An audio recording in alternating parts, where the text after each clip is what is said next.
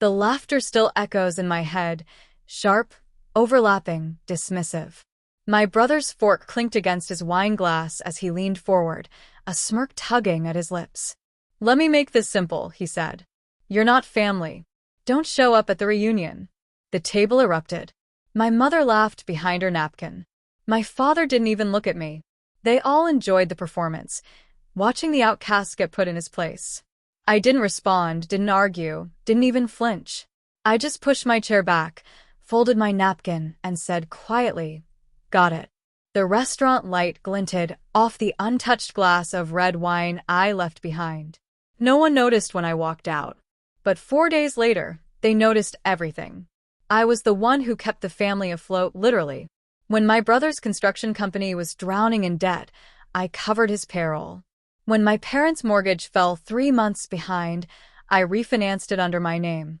They called me the responsible one when they needed help, and the distant one when I didn't. It was always the same cycle. They'd make the mess, and I'd quietly clean it up. No thanks, no acknowledgement, just expectation. Even when I was 15, I understood how the hierarchy worked. My brother, Daniel, was the golden child, captain of the football team, loud, charming, reckless.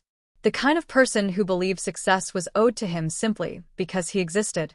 I, on the other hand, was the quiet one, the planner, the one who supposedly didn't understand real life because I didn't crave applause. Years later, when I started my own finance consultancy and made my first million, they didn't clap. They called it luck. Said I was good with numbers, not people. I kept my distance, but family is gravity. You orbit whether you want to or not. Until that dinner. After I left, I assumed it would blow over. But that night, I received a message, not from Daniel, but from the family group chat. A screenshot. Daniel had sent a picture of my empty chair with a caption, "Guess even money can't buy you family." 15 laughing emojis followed. Even my mother reacted with a heart. That was the moment the noise inside me stopped. Everything went still. They wanted to make me the outsider? Fine. But outsiders aren't responsible for your debts. And I knew exactly how deep those debts ran. I didn't sleep that night, not because I was angry. Anger was beneath what I felt. I was calm, focused. In my line of work, I handle portfolios for clients worth tens of millions. Every dollar has a trail. Every signature has consequences. And Daniel had given me power of attorney over several joint accounts years ago, because I was the only one who understood all that bank stuff. He never revoked it. Never even remembered. My parents' mortgage? Refinanced under my holding company. The same one Daniel's business credit line was tied to. I didn't need to ruin anyone. All I had to do was stop helping. Step 1. I logged in. Their accounts were over-leveraged, credit lines maxed, loans barely surviving on my automatic transfers. Step 2. I canceled every scheduled payment under my name. No message. No warning. Just silence. Step 3. I withdrew my co-signature from the business loan Daniel used to keep his company afloat. A single click triggered a clause demanding full repayment within 30 days. Step 4. I sent an email to the mortgage officer at the bank. Terminate all third-party guarantees effective immediately. Polite. Cold. Binding. And just before logging off, I sent one final message to the family group chat. Not family. Not funded. No emojis. No punctuation beyond the period. A statement of fact. Then I muted the chat and went to bed. The knock came early, 6:14 a.m. heavy. Repeated. I already knew who it was. When I opened the door, Daniel stood there, wild-eyed and disheveled, wearing yesterday's clothes. Behind him, our mother's car idled in the driveway, hazard lights blinking. "You think this is funny?" he barked, voice cracking between fury and panic. The bank froze our accounts. My business loans are defaulting. Mom and Dad's mortgage. "Isn't that your responsibility?" I asked quietly. "You said I wasn't family." He grabbed my shoulder. "You can't do this. You can't just walk away." I looked at his hand until he let go.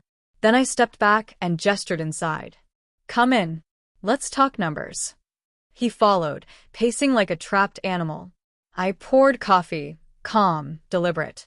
He looked like a man unraveling, eyes darting, breath uneven. "They're threatening to seize the house," he shouted. "I'll lose everything." "You won't lose everything," I said. "You'll just lose what wasn't yours to begin with." He blinked, confused. So I explained slowly, as if to a child. When I refinanced their mortgage, I added clauses to protect my investment. When you defaulted on the business loan, my withdrawal triggered repayment. And since the loan collateral included Dad's property. He froze.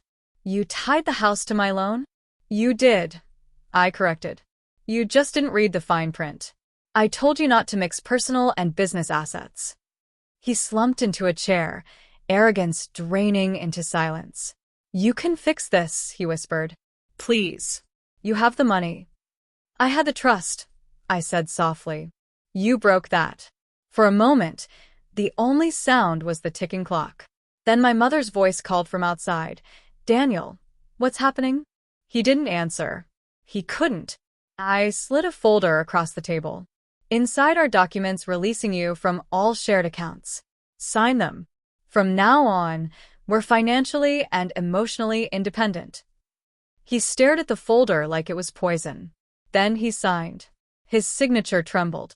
When the door finally closed behind him, I sat alone for a long time. Not in triumph. Not in guilt. Just peace. I didn't destroy them. I simply stopped being their safety net. The chaos that followed was theirs to own. Within a month, the house went on the market. Daniel's company dissolved. My parents moved into a smaller apartment, closer to old friends they'd long ignored. They never apologized, but they never asked for help again either. The family reunion came and went. Photos appeared online, smiles strained, eyes tired. The caption read, "Family forever." I scrolled past, unmoved. Family isn't about blood. It's about balance. And balance had finally been restored. I closed the browser and walked to the window. Outside, the morning light spread across the skyline. Clean, new, and quiet. Justice doesn't always roar. Sometimes it just stops paying.